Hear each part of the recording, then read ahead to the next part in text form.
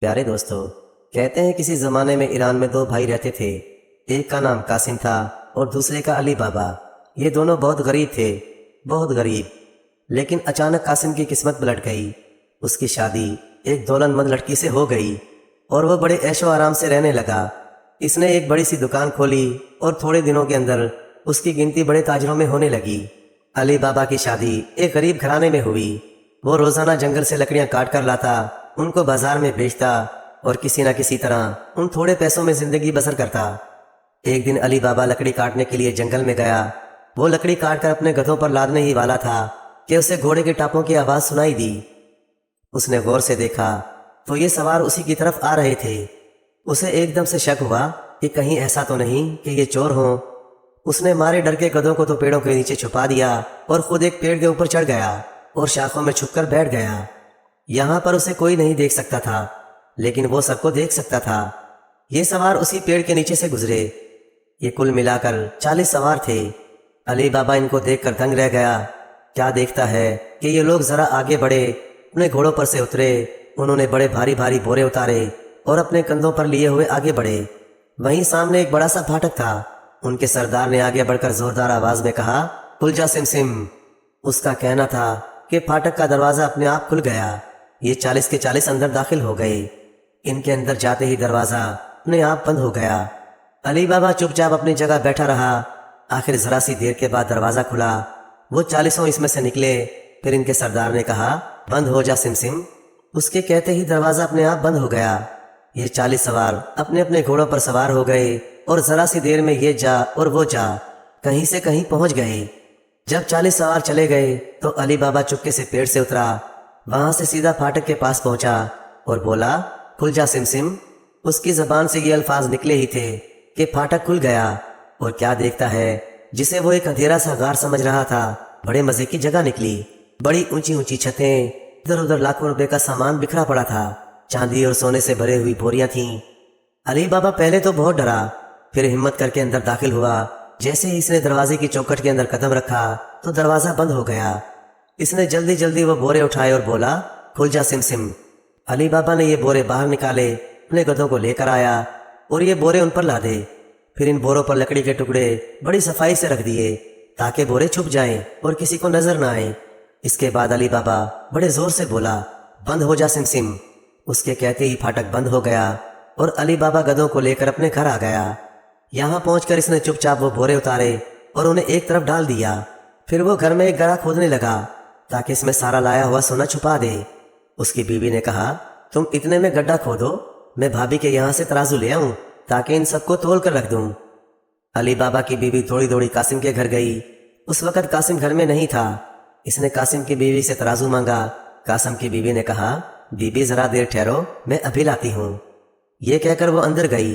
پھر سوچنے لگی کہ علی بابا کے گھر میں ٹھیک سے کھانے کو تو ہے نہیں، اتنا غلہ کہاں سے آیا جو اسے تولنے جا رہی ہے۔ اس نے ترازو کے پلڑے کے نیچے اس طرح چربی لگا دی کہ کسی کو پتہ نہ چلے، اور پھر وہ ترازو علی بابا کی بیوی کو دے دیا۔ علی بابا اور اس کی بیوی نے سارا سونا تولا اور ذرا سی دیر کے بعد ترازو واپس کر دیا۔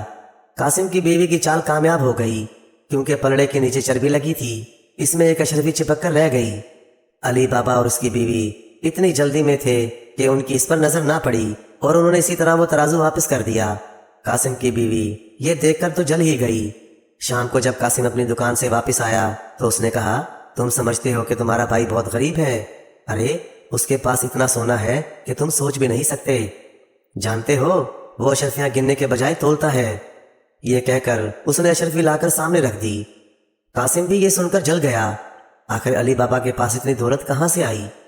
وہ تمام رات اسی الجھن میں رہا، لیکن اس کی سمجھ میں کچھ نہ آیا۔ اگلے دن صبح صبح قاسم سیدھا علی بابا کے پاس گیا اور بولا، تم مجھ سے ہر بات چھپاتے ہو، سچ سچ بتاؤ، تمہارے پاس اتنی دولت کہاں سے آ گئی کہ گننے کے بجائے تولنے کی ضرورت پیش آئی؟ علی بابا نے انجان بن کر کہا، میری سمجھ میں نہیں آیا کہ تم کیا کہہ رہے ہو، ذرا صاف صاف کہو، تمہارا مطلب کیا ہے؟ قاسم بولا، تم میری بات اچھی طرح سمجھ رہے ہو، جان بوجھ کر انجان بننے کی کوشش مت کرو۔ یہ کہہ کر اس نے اپنی جیب سے اشرفی نکال کر علی بابا کو دکھائی اور بولا، یہ اشرفی اس ترازو کے نیچے چپکی ہوئی تھی جو میری بیوی نے دیا تھا۔ بتاؤ تمہارے پاس ایسی کتنی اشرفیاں ہیں اور کہاں سے لائے ہو؟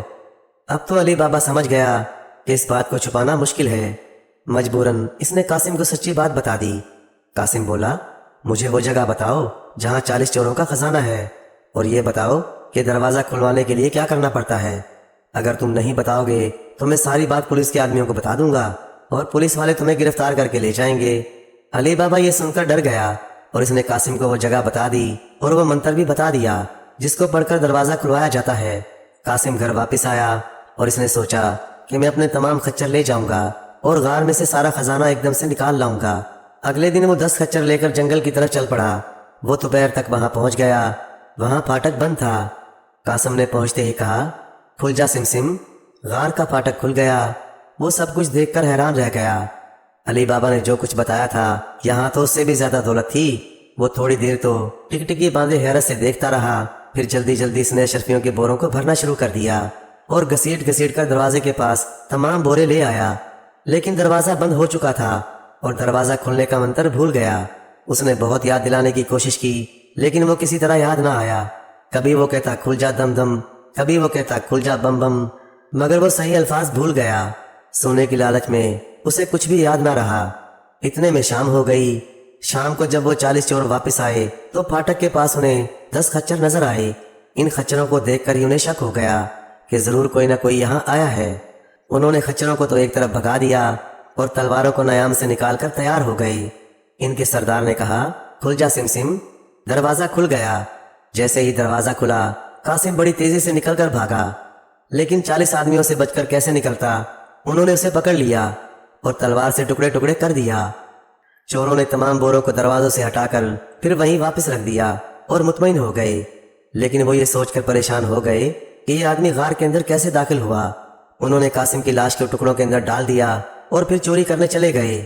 قاسم کی بیوی نے تمام رات اپنے شوہر کا انتظار کیا مگر وہ نہ آیا۔ وہ بیچاری پریشان ہو گئی۔ آخر وہ علی بابا کے پاس گئی اور کہنے لگی، بھیا تم کو معلوم ہے کہ تمہارے بھائی صبح صبح جنگل گئے تھے لیکن ابھی تک واپس نہیں آئے۔ مجھے ڈر ہے کہیں کسی مصیبت میں تو نہیں پھنس گئے۔ اپنی بھابھی کی بات سن کر علی بابا بھی پریشان ہو گیا۔ اس کے دل میں طرح طرح کے خیالات آنے لگے۔ حالانکہ قاسم نے کبھی اس کی مدد نہیں کی تھی، چاہے علی بابا کتنی ہی مصیبت میں ہوتا، لیکن علی بابا بہت اچھا آدمی تھا۔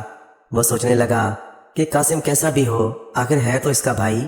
اس نے اپنے بھابھی کو تسلی دی اور کہا، تم پریشان مت ہو، میں صبح صبح خود جاؤں گا اور جا کر دیکھوں گا کہ کیا ماجرا ہے، کہ وہ واپس کیوں نہیں آیا۔ جب صبح ہوئی تو علی بابا اپنے گدھے لے کر وہاں پہنچا۔ غار کے دروازے کے سامنے خون کی چھینٹیں دیکھ کر ہی اس کا دل دھک سے رہ گیا۔ اس نے کہا، کھل جا سمسم۔ جیسے ہی اس کی زبان سے یہ الفاظ نکلے غار کا دروازہ کھل گیا اور وہاں قاسم کی لاش کے 4 ٹکڑے دکھائی دیے۔ علی بابا چکرا گیا، لیکن یہاں رونے دھونے کا موقع نہیں تھا۔ اس نے جلدی سے قاسم کی لاش کو گدھے پر رکھا اور اس پر کچھ اشرفیوں کے بورے اس نے رکھ دیے تاکہ لاش کا کوئی حصہ دکھائی نہ دے۔ اس کے بعد ان گدھوں کو لے کر وہ گھر چلا آیا۔ اس نے واپس آنے سے پہلے غار کا دروازہ بند کر دیا تھا۔ وہاں سے علی بابا بچتا بچاتا اپنے گھر پہنچ گیا۔ اس نے اشرفیوں کے بورے تو اپنے گھر میں اتارے اور اس گدھے کو لے کر قاسم کے گھر پہنچا جس پر قاسم کی لاش تھی۔ دروازے پر اس کی کنیز مرجینہ آئی۔ قاسم نے اس کو سارا حال سنایا اور قاسم کی بیوی کو بلا کر کہا، بھابھی جو کچھ ہونا تھا ہو گیا، اب کوئی کیا کر سکتا ہے، لیکن بہتر ہے کہ ہم اس لاش کو چپ چاپ دفنا دیں، کسی کو پتہ نہ چلے، ورنہ ہم سب مصیبت میں پھنس جائیں گے۔ مرجینہ کنیز بڑی چالاک اور ہوشیار تھی۔ اس نے علی بابا سے کہا، آپ فکر نہ کریں، میں سارا انتظام کر دوں گی۔ ذرا سی دیر میں کنیز ہتار کی دکان پر گئی اور بولی، میرے آقا کی حالت بہت خراب ہے، بچنے کی کوئی امید نہیں، کوئی دوا دے دو۔ تار نے دوا دے دی۔ شام کو مرجینہ پھر اتار کی دکان پر گئی اور بولی، اس دوا سے کوئی فائدہ نہیں ہوا، میرے آقا کی حالت خراب ہو گئی ہے۔ حکیم نے ایک اور دوا دے کر کہا، خدا کا نام لے کر یہ دوا دو اور کھلا دو، شاید اس سے کچھ فائدہ ہو جائے۔ پڑوس میں ہر ایک کو یہ بات معلوم ہو گئی کہ قاسم بہت بیمار ہے۔ چنانچہ رات کو ان کے گھر جب رونے پیٹنے کی آواز سنائی دی تو سب کو یقین ہو گیا کہ قاسم کا انتقال ہو گیا ہے۔ اسی وقت مرجینہ بازار گئی۔ وہاں ایک درزی کی دکان تھی۔ اس کا نام مصطفیٰ درزی تھا۔ یہ درزی اپنے کام میں بہت ہوشیار تھا۔ مرجینہ نے ایک اشرفی درزی کے ہاتھ پر رکھی اور بولی، میاں جی ذرا میرے گھر تک چلو، ذرا سی دیر کا کام ہے۔ مصطفیٰ درزی تیار ہو گیا۔ مرجینہ بولی، میری ایک شرط ہے، تم کو اپنی آنکھ پر پٹی باندھ کر چلنا ہوگا۔ درزی کچھ کہنے ہی والا تھا کہ مرجینہ نے اس کے ہاتھ پر ایک اور اشرفی رکھ دی اور بولی، जब तुम मेरा काम कर दोगे तो मैं तुमको और भी इनाम दूंगी। मुस्तफ़ा दर्जी अशरफियाँ पाकर बहुत खुश हो गया और अपनी आंखों पर पट्टी बंधवाकर मर्जीना के पीछे पीछे चल पड़ा। मर्जीना ने इसको अपने घर में लाकर पट्टी खोली और बोली, इस लाश के टुकड़ों को अच्छी तरह सी दो। इससे पहले कि मुस्तफ़ा दर्जी कुछ कहे, मर्जीना ने इसके हाथ पर एक और अशरफी रख दी। मुस्तफ़ा दर्जी ने अपना सामान निकाला और बड़ी तेजी के साथ अपना काम शुरू कर दिया। जब लाश खूब अच्छी तरह सिल गई तो मर्जीना ने इसको एक और अशरफी दी और पहले की तरह आंखों पर पट्टी बांधकर उसकी दुकान पर छोड़ाई और उससे बोली, देखो ये बात किसी से मत कहना। इसके बाद अली बाबा ने जल्दी जल्दी कासिम की लाश को नहलाने का इंतजाम किया और कफन में लपेटकर उसे कब्रिस्तान में ले जाकर दफन कर दिया। किसी को कानो कान खबर नहीं हुई और सब यही समझे कि बेचारा कासिम बीमार होकर मर गया। अली बाबा का एक बेटा भी था जो एक और दुकानदार के यहाँ काम सीख रहा था। अली बाबा ने कासिम की दुकान इसके सुपुर्द कर दी और कासिम की बीवी के कहने पर अली बाबा और उसकी बीवी कासिम के घर आ गए और वहीं रहने लगे। कासिम का घर बहुत बड़ा था, इसलिए इनको कोई तकलीफ ना हुई। उधर 40 चोर जब अपने गार में दाखिल हुए तो वो हैरत में रह गए कि लाश के चारों टुकड़े गायब थे। उन्होंने सोचा कि अब तो जरूर किसी को हमारे खजाने का पता लग गया है। इनके सरदार ने कहा, अगर हमने इस आदमी का पता ना लगाया तो हमारी खैरियत नहीं, इसलिए अब हम सबको चाहिए कि उस आदमी का पता लगाएं जो यहाँ से लाश ले गया है।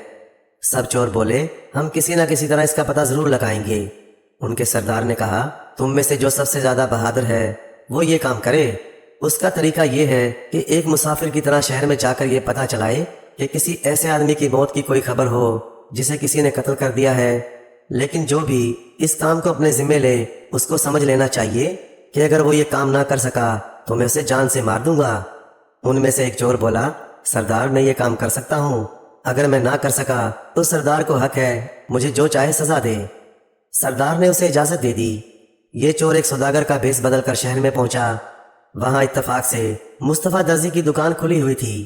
चोर ने इसे जाकर कहा, बड़े मियाँ तुम इतनी रात गए मोमबत्ती जलाकर काम कर रहे हो, तुम्हें कुछ दिखाई भी दे रहा है या यूं ही काम कर रहे हो? मुस्तफ़ा बोला, तुम परदेसी मालूम होते हो इसलिए मुस्तफ़ा दर्जी को नहीं जानते। मैं बूढ़ा हूँ तो इससे क्या होता है, तुमको मालूम होना चाहिए कि मैंने एक दिन पहले एक लाश के 4 हिस्से इससे भी कम रोशनी में सिए हैं। चोर समझ गया ये तो वही लाश थी। इसने कहा, एक लाश को? नहीं नहीं, तुमने खाली कफन सिया होगा। खैर छोड़ो इस बात को, तुमको इससे क्या मतलब? मुझे किसी से कोई वास्ता नहीं और ना मैं तुमसे ऐसी बात करना चाहता हूँ। चोर ने चुपके से एक अशरफी निकालकर मुस्तफ़ा दर्जी के हाथ पर रख दी और बोला, मैं नहीं चाहता कि तुम मुझसे कोई बात छुपाओ, लेकिन मैं वादा करता हूँ कि इस बात का जिक्र किसी से नहीं करूँगा। अगर तुम मुझे वो घर बता दो तो मैं तुमको और इनाम दूंगा। मुस्तफ़ा दर्जी बोला, मैं अगर तुमको बताना भी चाहूँ तो नहीं बता सकता, क्योंकि जब मैं वहां गया था तो मेरी आंखों पर पट्टी बांध दी गई थी। चोर बोला, तुमको कुछ तो इसका अंदाजा होगा कि किस रास्ते से होते हुए गुजरे थे। मैं भी तुम्हारी आंखों पर पट्टी बांध देता हूँ, तुम इसी तरह अंदाजे से चलो। ये कहकर चोर ने मुस्तफ़ा दर्जी के हाथ पर एक अशरफी और रख दी। मुस्तफ़ा दर्जी तैयार हो गया और पट्टी बंधवा कर चोर के साथ हो लिया। आखिर चलते चलते वो कासिम के मकान के सामने आ गया। एकदम से मुस्तफ़ा ने कहा, यही वो जगह है। चोर ने इसकी पट्टी खोल दी और जिस दरवाजे पर वो रुका था वहां इसने चाक से एक निशान बना दिया ताकि अगले दिन सुबह को उसे पता लग जाए कि असल मकान कौन सा है। इसके बाद इसने मुस्तफ़ा दर्जी की पट्टी खोल दी और उसे रुखसत कर दिया और खुशी खुशी अपने साथियों के पास चला गया ताकि उन्हें बता दे कि उसे मकान का पता चल गया है। उसी वक्त मर्जीना कनीज किसी काम से बाहर गई हुई थी। जब वो वापस आई तो क्या देखती है कि दरवाजे पर चाक का एक निशान है। मर्जीना थी बड़ी चालाक, समझ गई जरूर कोई ना कोई खास बात है। वो चुपके से एक चाक और ले आई और उसने आसपास के तमाम मकानों के दरवाजों पर इसी तरह का निशान बना दिया। उधर चोरों का सरदार उस चोर को लेकर वो मकान देखने के लिए आया, मगर जब वो वहां पहुंचा तो उसकी समझ में ना आया कि वो कौन सा मकान है, क्योंकि वहां तो हर मकान के दरवाजे पर वैसा ही निशान बना हुआ था। अब वो करता तो करता क्या, चुपचाप वापस चला गया। जब और चोरों ने सुना तो उन्हें इतना गुस्सा आया कि उन्होंने इस चोर को जान से मार दिया जो पता लगाने के लिए गया था। अब एक और चोर की बारी आई जो बड़ा जासूस बनता था। वो भी मुस्तफ़ा दर्जी के पास पहुंचा। मुस्तफ़ा दर्जी को इसने भी इसी तरह शर्फियां दी और पट्टी बांधकर मकान का पता लगाने के लिए चला गया। जब कासिम के मकान पर पहुंचा तो इस चोर ने लाल चाक से निशान लगा दिया और सरदार को लेने वापस आ गया। इत्तफाक से मर्जीना जो बाहर निकली तो उसे लाल निशान देखकर शक हुआ کہ ضرور دال میں کچھ کالا ہے۔ اس نے فوراً لال چاک لا کر ہر مکان پر ویسا ہی نشان لگا دیا۔ چور نے واپس آ کر سردار سے سارا حال کہہ سنایا اور بولا، میں نے اصل مکان پر لال نشان لگا دیا ہے، اس بار ہمارا دشمن بچ کر نہیں نکل سکتا۔ سردار فوراً اس کے ساتھ ہو لیا۔ اس بار بھی وہی ہوا اور چور کو اپنی جان سے ہاتھ دھونا پڑا۔ اب کل ملا کر 38 چور باقی رہ گئے۔ چوروں کے سردار نے سوچا کہ اب یہ کام میں خود کروں گا۔ اس نے مصطفیٰ درزی سے قاسم کے گھر کا پتہ لگا لیا اور نشان لگانے کے بجائے خوب اچھی طرح سمجھ لیا کہ کون سا مکان ہے، اور یہ پتہ لگا کر وہ واپس آیا اور بولا، ساتھیو، اب ہم کو معلوم ہو گیا ہے کہ ہمارا مجرم کون ہے، اب ہم اسے بدلہ لیں گے۔ اس نے واپس آ کر 29 کچروں کا انتظام کیا اور بازار سے تیل کے 38 خالی پیپے منگوا لیے۔ ان میں صرف ایک پیپے میں تیل بھر دیا۔ چوروں کے سردار نے ہر پیپے میں ایک ایک چور کو چھپا دیا۔ ہر چور کے پاس ہتھیار تھا۔ اس نے پیپوں پر تھوڑا سا تیل مل دیا تاکہ یہ معلوم ہو کہ سچ مچ پیپوں میں تیل بھرا ہوا ہے۔ یہ تمام پیپے خچروں پر لاد کر سردار شہر میں داخل ہوا۔ جو کوئی دیکھتا وہ یہی سمجھتا کہ تیل کا سوداگر ہے۔ یہاں سے وہ سیدھا علی بابا کے گھر پہنچا۔ اتفاق سے اس وقت علی بابا اپنے گھر کے سامنے کھڑا تھا۔ سردار نے خچروں کو وہیں روکا اور علی بابا سے بولا، میرے بھائی، میں یہاں تیل بیچنے کے لیے آیا ہوں، بہت دیر ہو گئی ہے، یہ سمجھ میں نہیں آ رہا کہ اتنی رات گئے کہاں جاؤں۔ اگر تمہیں کوئی تکلیف نہ ہو تو میری رات گزارنے کا انتظام کر دو، صبح ہوتے ہی میں چلا جاؤں گا۔ حالانکہ علی بابا نے چوروں کے سردار کو جنگل میں دیکھا تھا، لیکن وہ اسے نہ پہچان سکا اور بڑی محبت سے بولا، تم بڑے شوق سے یہاں رات بھر رہو۔ علی بابا نے تمام خچروں کو ایک کمرے میں بند کر دیا اور سردار کے لیے ایک دوسرا کمرہ خالی کر دیا۔ اس کے بعد وہ مرجینہ کے پاس گیا اور اسے بولا، مرجینہ، ہمارے یہاں ایک مہمان آیا ہے، اس کے لیے کھانا پکا دو۔ جب کھانا تیار ہو چکا تو علی بابا نے سردار کو کھانا کھلایا۔ علی بابا بولا، تم کو جس چیز کی ضرورت ہو کنیز سے کہہ دینا، یہ اس کا انتظام کر دے گی۔ اس کے بعد علی بابا نے کنیز سے کہا، میں ایک ضروری کام سے صبح کو جاؤں گا، تم میرے لیے ناشتہ تیار کر دینا۔ یہ کہہ کر وہ اپنے کمرے میں سونے چلا گیا۔ سردار چپکے سے اس کمرے میں گیا جہاں خچر تھے۔ اس نے ہر چور سے کہہ دیا تھا کہ جب میں کنکر پھینکوں تو تم ایک دم پیپے سے نکل آنا اور پھر ہم سب لوگ ایک ساتھ حملہ کریں گے۔ اس کے بعد سردار اپنے کمرے میں چلا گیا۔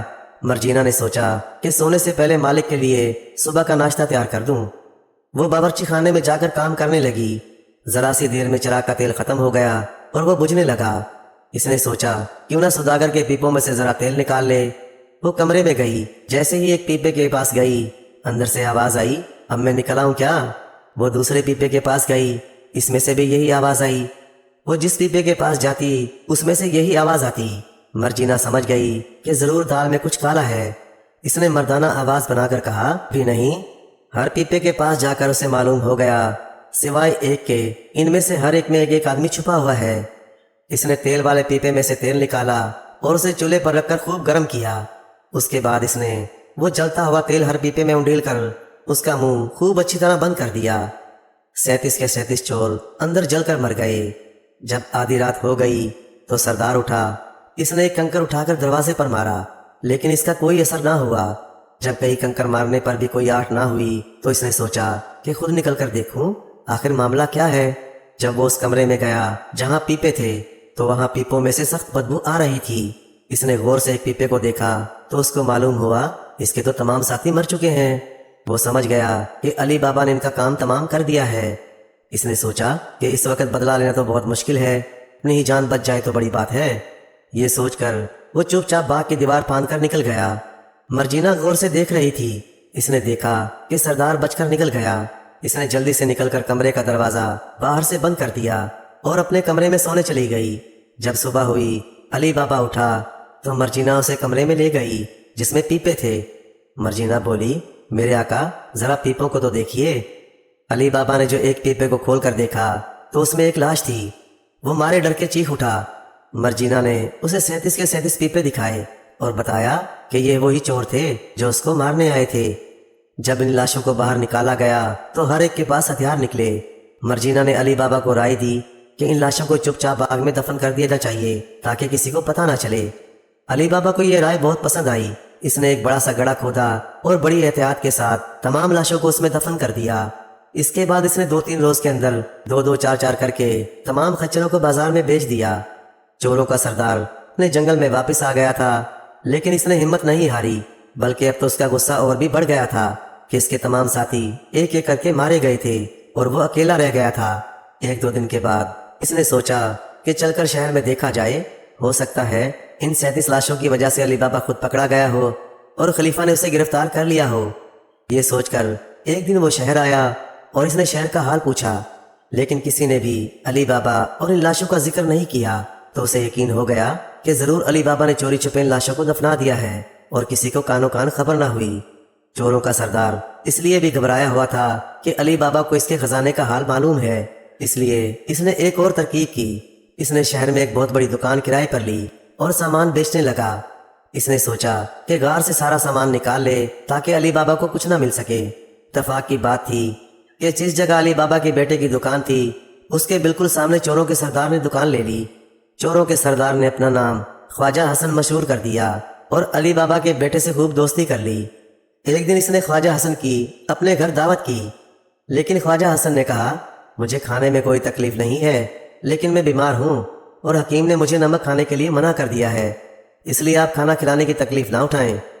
علی بابا بولے، ایسی کوئی بات نہیں، آپ کے لیے بغیر نمک کا کھانا پکا دیا جائے گا۔ لیکن یہ بات سن کر مرجینہ کنیز کو حیرت ہوئی۔ اس نے کہا، مالک، یہ کیسا مہمان ہے جو نمک نہیں کھاتا؟ علی بابا بولا، تم فکر مت کرو، جیسا میں کہوں ویسا کرو۔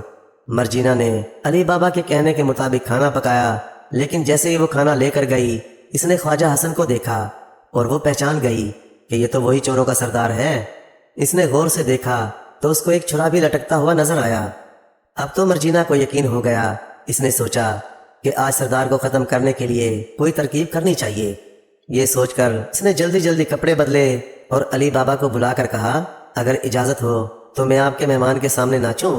علی بابا بولے، ضرور، یہ تو بڑی اچھی بات ہے، خواجہ حسن بہت خوش ہوگا۔ ذرا سی دیر کے بعد مرجینہ نے اپنا ناچ شروع کیا۔ وہ خوب ناچتی رہی۔ اس نے چھڑا نکالا اور اسی طرح ناچنے لگی کہ لوگ یہی سمجھے کہ یہ بھی ناچ کا کوئی طریقہ ہے۔ اس طرح وہ ناچتے ناچتے علی بابا کے پاس پہنچی اور دوسرا ہاتھ اس طرح پھیلایا جیسے کوئی انعام مانگ رہی ہو۔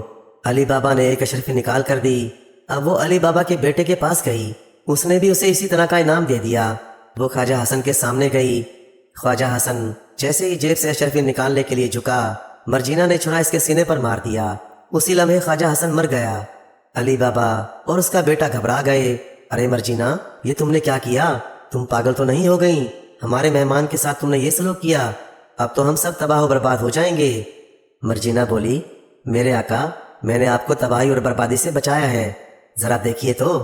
یہ کہہ کر اس نے خواجہ حسن کا دامن اٹھایا تو اس میں ایک چھڑا رکھا ہوا تھا۔ بولی، ذرا آپ غور سے دیکھیے، یہ تیل والا سوداگر ہے، وہی 40 چوروں کا سردار۔ آپ کو معلوم ہے اس نے ہمارے یہاں کا نمک کھانے سے انکار کیا تھا۔ مجھے اسی وقت شک ہو گیا تھا کہ یہ شخص ضرور ہمارا دشمن ہے اور یہاں کسی بری نیت سے آیا ہے۔ علی بابا مارے خوشی کے اچھل پڑا اور بولا، مرجینہ، تم نے میری جان بچائی، میں اس کے بدلے میں اپنے بیٹے سے تمہاری شادی کروں گا۔ اس کے بیٹے نے بھی بڑی خوشی سے رشتہ قبول کر لیا۔ اگلے دن علی بابا نے سردار کی لاش کو چپ چاپ باغ میں دفن کر دیا۔ اب باپ بیٹے بڑے مزے میں رہنے لگے۔ اس نے مرجینہ کی شادی اپنے بیٹے سے کر دی۔ بہت دنوں تک تو علی بابا غار کی طرف جانے کا خیال بھی نہ کیا، کیونکہ وہ سمجھ رہا تھا کہ 2 چور زندہ ہوں گے۔ جب کئی مہینے گزر گئے تو ایک دن علی بابا گھوڑے پر بیٹھ کر جنگل کی طرف گیا۔ وہاں غار کا دروازہ بند تھا۔ علی بابا بولا، کھل جا سم۔ دروازہ کھل گیا۔ جب اندر گیا تو سارا خزانہ ایسے ہی رکھا تھا جیسے کئی مہینوں تک کسی نے اسے ہاتھ نہ لگایا ہو۔ تو اس کو اطمینان ہو گیا کہ وہ دونوں چور بھی مر گئے ہیں، تو گویا اس خزانے پر اس کا قبضہ ہو گیا۔ علی بابا نے اپنے بیٹے کو بھی خزانے کا راز بتا دیا۔ علی بابا اور اس کا بیٹا ساری عمر عیش و آرام سے رہے اور ان کے مرنے کے بعد ان کی اولاد بھی اسی خزانے سے فائدہ اٹھاتی رہی اور ان کو کبھی کوئی پریشانی نہ ہوئی۔ پیارے دوستو، کہانی اچھی لگے تو لائک کریں، چینل کو سبسکرائب کر دیں۔